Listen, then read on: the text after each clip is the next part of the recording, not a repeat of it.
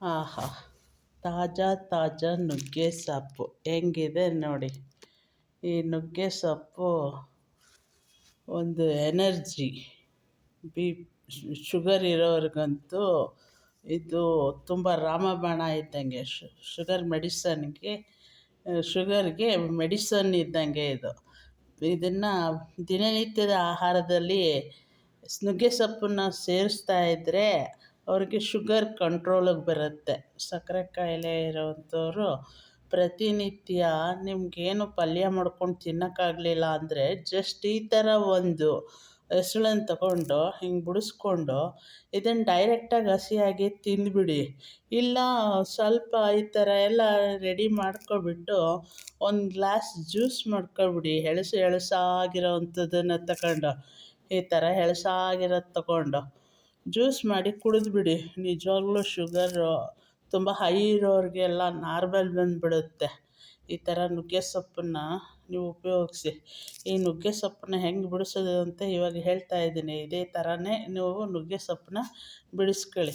ಬಿಡಿಸ್ಕೊಂಡು ಇದನ್ನು ಸೊಪ್ಪು ಪಲ್ಯ ಆದರೂ ಸರಿ, ಸಾಂಬಾರಾದರೂ ಸರಿ ಮಾಡಿಕೊಂಡು ದಿನನಿತ್ಯದ ಆಹಾರದಲ್ಲಿ ಸೇವನೆ ಮಾಡಿ. ಕಬ್ಬಿಣಾಂಶ ಚೆನ್ನಾಗಿದೆ. ಸಕ್ಕರೆ ಕಾಯಿಲೆ ಕಂಟ್ರೋಲಿಗೆ ಬರುತ್ತೆ. ಕೆಂಪು ರಕ್ತ ಕಣಗಳನ್ನ ಹೆಚ್ಚಿಸೋದಕ್ಕೆ ಸಹಾಯ ಆಗುತ್ತೆ. ಹೆಂಗಿದೆ ನೋಡಿ, ಯಾವ ಥರ ತಾಜಾ ನುಗ್ಗೆ ಸೊಪ್ಪು. ಈ ನುಗ್ಗೆ ಸೊಪ್ಪನ್ನ ಡೈರೆಕ್ಟಾಗಿ ತಿನ್ನೋದು ಕಷ್ಟ ಆಗೋಲ್ಲ. ಬಲ್ತಿರೋದಾದರೆ ಕಷ್ಟ ಆಗುತ್ತೆ. ಈಗ ಈ ಥರ ಎಳಸು ಸೊಪ್ಪನ್ನು ತಗೊಂಡು ನೀವು ತಿನ್ನಿ. ಒಂದು ಹಂಗೆ ಒಂದು ವಾರ ತಿಂದು ನೋಡಿ, ನಿಮ್ಮ ಶುಗರ್ ಕಂಟ್ರೋಲಿಗೆ ಬರುತ್ತೆ. ಈ ಥರ ನುಗ್ಗೆ ಸೊಪ್ಪನ್ನ ಬಿಡಿಸೋದು, ಹಿಂಗೆ ಬಿಡಿಸೋದು. ಫಸ್ಟು ನುಗ್ಗೆ ಸೊಪ್ಪನ್ನು ಏನು ಮಾಡಬೇಕು, ಈ ಥರ ನುಗ್ಗೆ ಸೊಪ್ಪು ಹಳ್ಳಿ ಕಡೆ ಆದರೆ ಅವ್ರವ್ರದ್ದು ತೋಟದಲ್ಲಿ ಚೆನ್ನಾಗಿ ಸಿಗುತ್ತೆ. ಈ ಥರ ನುಗ್ಗೆ ಸೊಪ್ಪನ್ನು ತೊಗೊಂಡ್ಬಿಟ್ಟು ಹಿಂಗೆ ಹಿಡ್ಕೊಂಬಿಟ್ಟು ಒಟ್ಟೊಟ್ಟಿಗೆ ಬಿಡಿಸಿ ತೊಳೆಯೋಕೆ ಹೋದ್ರೆ ಅಷ್ಟು ಚೆನ್ನಾಗಿ ಅನಿಸಲ್ಲ. ಹಿಂಗೆ ಒಂದು ಬಕೆಟಲ್ಲಿ ನೀರು ಇಟ್ಕೊಂಡು ಡಿಪ್ ಮಾಡಿಬಿಡಿ ಚೆನ್ನಾಗಿ.